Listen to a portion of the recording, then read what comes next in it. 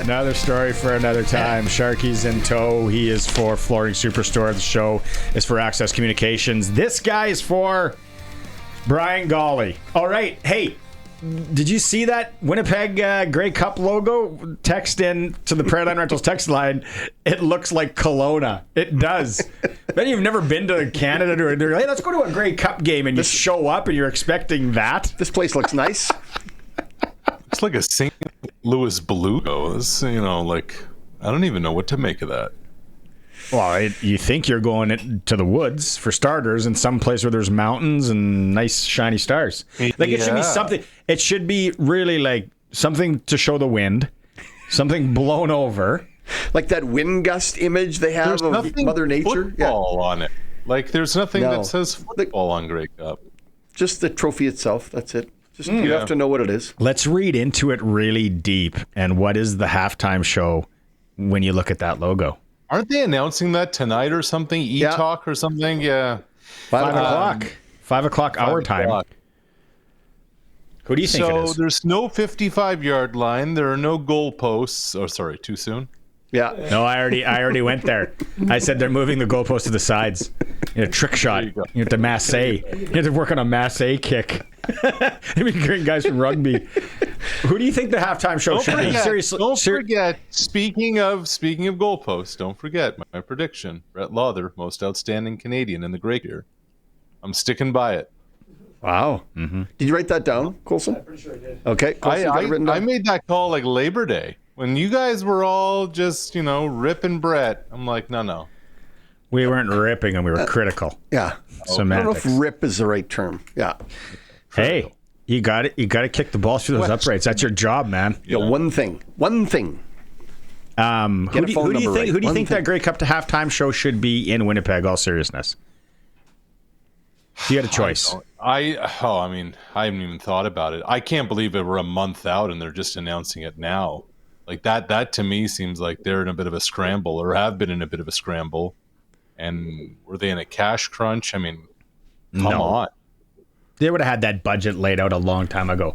This is what we have. You would think so. The promoter. When was it last year that it was really late as well, or 2 years ago? 2 years when we had it here. When we had it here, it was late. Like 3 weeks before the game. I don't know. They announced Green Day well before when they were coming through. What was last year? BC. I don't even remember. Jonas Brothers. Jonas Brothers. Right. Yeah. I said maybe a Tate McRae, Canadian. It doesn't have to be Canadian, as we found out, though. It could be American. Could be Australian. Keith Urban. Now that he's single, he doesn't have to go home. I'm on the road. He's got nowhere to go. I'm on the road with the fellas. And his his new girlfriend. Actually, his fiddle player or whatever. Is that who she's dating? That's who he's dating. Yeah, Rocket Town. Yeah. Okay. I don't disagree with his move, for the record. Nicole Kidman looks like it would be her way or the highway. Yeah, she doesn't look like she shares. Yeah.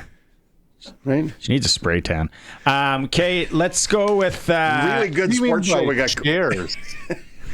I don't see her as a really sharing person. She looks selfish to me. Who else looks selfish? Let's go down this path. Who else looks selfish? Sharky. Yeah. I got lots of selfish people in my life formerly. Not anymore, though. Yeah. Man, I texted you last night.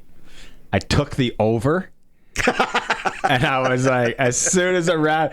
And I texted you, I think, first when Vladdy woke up. And I was like, yes!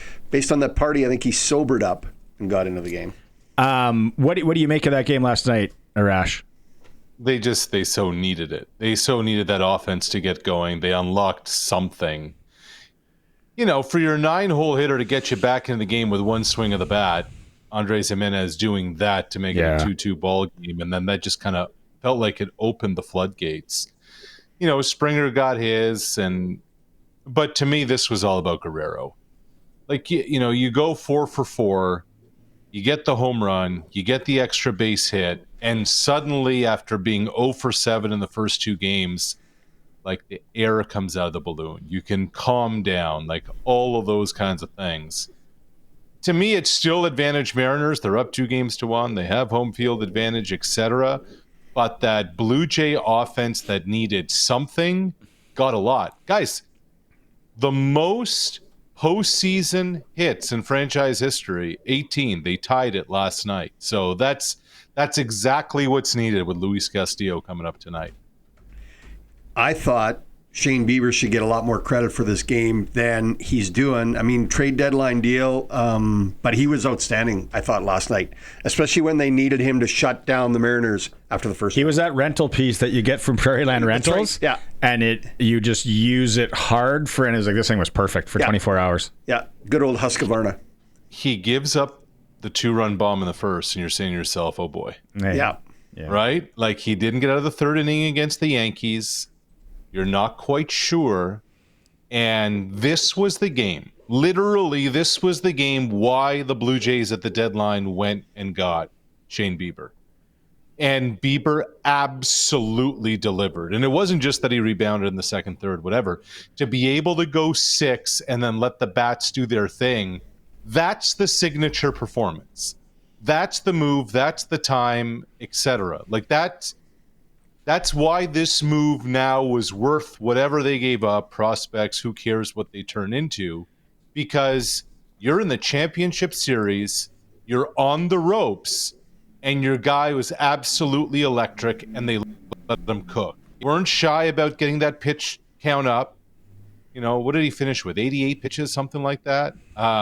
It was the statement. And I thought, Sharky, the line that he had afterwards, he said, a year ago, sitting there after Tommy John surgery, just wondering, these are the games I want to pitch in. And now here you fast forward, these are the games he is pitching in. Yeah.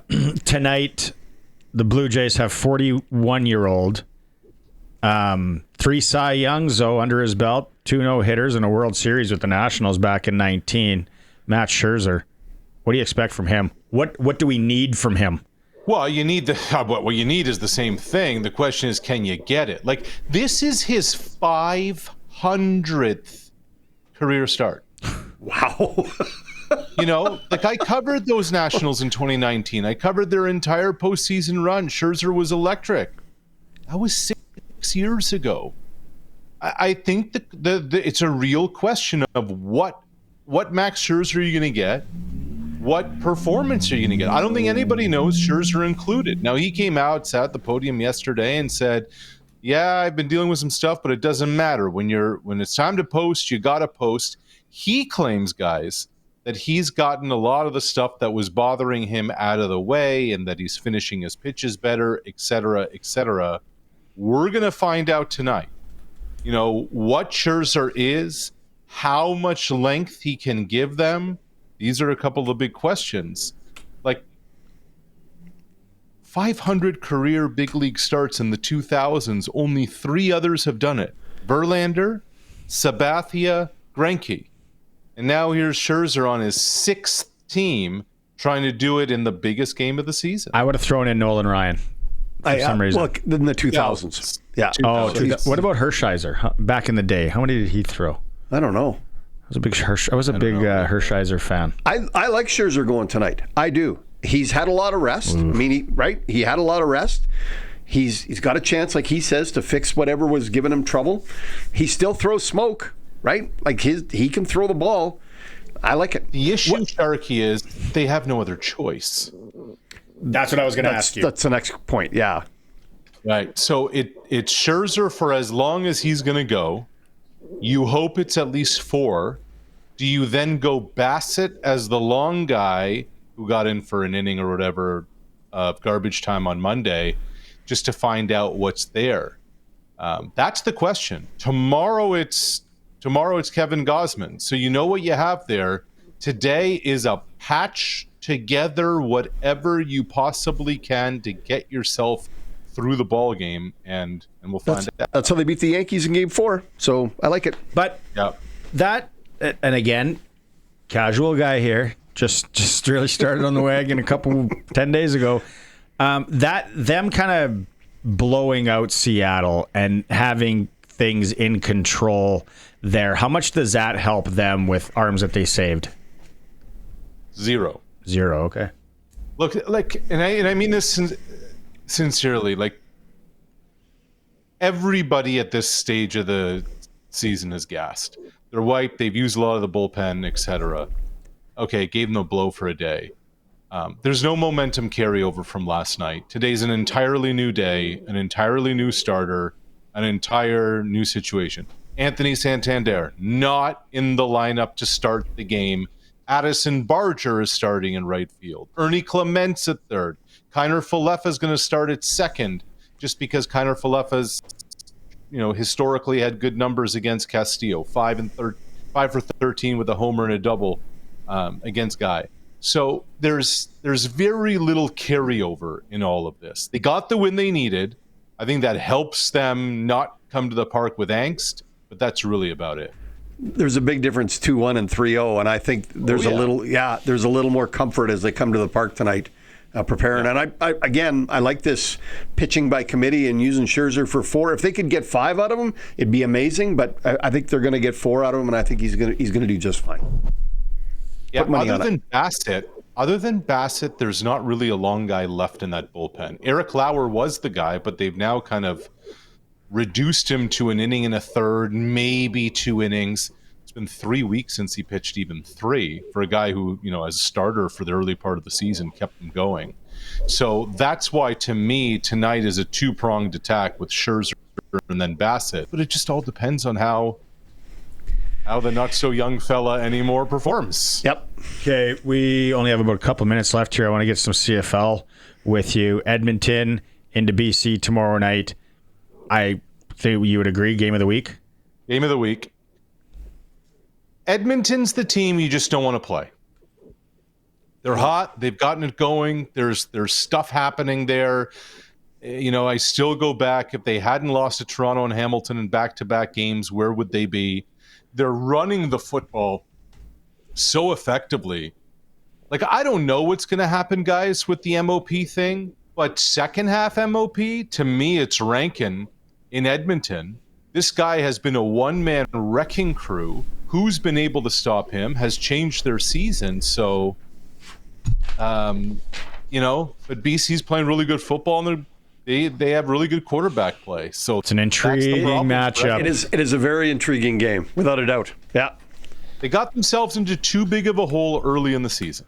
Yeah. Right? And what looms large on this year is not just the decision to start Trey Ford, but to continue to go with Trey Ford as long as they did. And you just wonder if they weren't so hell-bent on giving him the keys definitively from the jump, where would this season be? Remember when I said by the end of June, Fajardo, and everyone's going to be like, Trey Ford, what?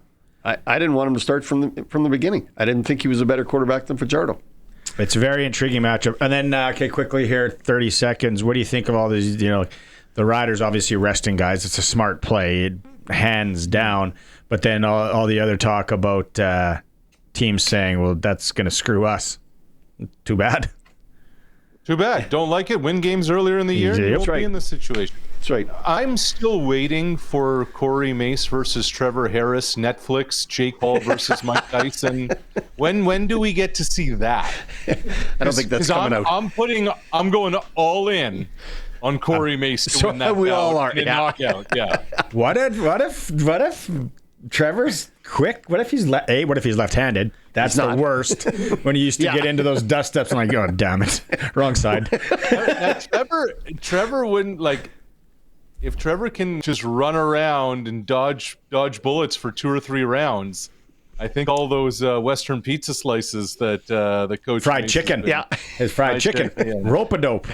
Trevor, you're gonna have to take about 80 here. Just sit against the ropes. Don't let him catch you. You'll be all right. Okay, I'll be texting you my bets later, and then you'll hear from me.